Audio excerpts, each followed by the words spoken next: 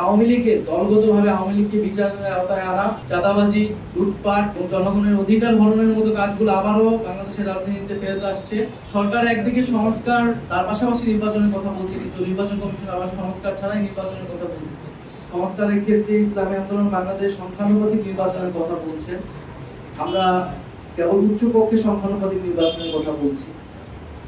ওনারা দুই পক্ষেই সংখ্যানুপাতিক নির্বাচনের কথা জোর দিয়ে বলছেন। ওনারা ওনাদের যুক্তি উপস্থাপন করেছেন। আমরা বলেছি এই বিষয়টা আমরা বিবেচনা করবো, আমরা আলোচনা করব। আমরা গণপরিষদের নির্বাচনের বিষয়টা ব্যাখ্যা করেছি যে সংবিধানের মৌলিক সংস্কারের জন্য কেন গণপরিষদ নির্বাচন আসলে জরুরি প্রয়োজন।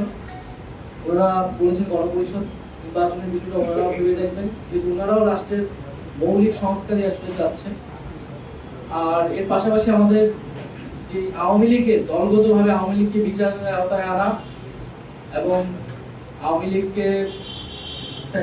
লীগের যে বিচার চলাকালীন সময় আওয়ামী লীগের রাজনৈতিক কার্যক্রম নিষিদ্ধ করা, নিবন্ধন স্থগিত করা ইত্যাদি বিষয়ে আলোচনা করেছেন। আমি যদি প্রয়োজন হয় মাঠেও আমরা একসাথে জনগণকে ঐক্যবদ্ধ করব।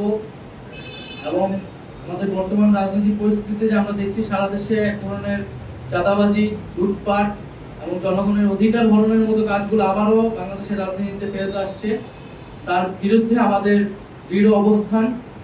আমরা জনগণকে সেই আস্থার জায়গা দিতে চাই যে বাংলাদেশের মানুষ একটি নতুন বাংলাদেশের জন্য, নতুন রাজনৈতিক সংস্কৃতির জন্যই কিন্তু আসলে জুলাই গণঅভ্যুত্থানে রাজপথে নেমে এসেছি। তো আমরা আশা করি যে আমাদের মধ্যে যে আলোচনা হয়েছে এবং স্থানীয় নির্বাচনের বিষয়ে আলোচনা হয়েছে, এটা জাতীয় নাগরিক পার্টি এর আগেও বলেছে, জনদুর্ভোগ এবং নাগরিক সেবা যে পাচ্ছে না মানুষ, সেটার জন্য জনগণের ভিতরেই স্থানীয় নির্বাচনের একটা আকাঙ্ক্ষা তৈরি হয়েছে। ইসলামী আন্দোলন বাংলাদেশও তাই মনে করে। নির্বাচন কমিশন পুরনো আইন দ্বারাই পরিচালিত হচ্ছে।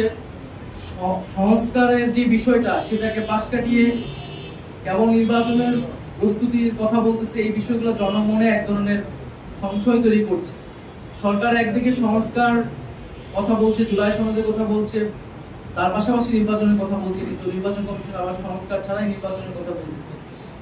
আমরা এই বিষয়গুলো, নির্বাচন কমিশনের যে সংস্কার হয়েছে সেটার পুনর্গঠন, এই বিষয়গুলো নিয়ে আমরা আলোচনা করেছি।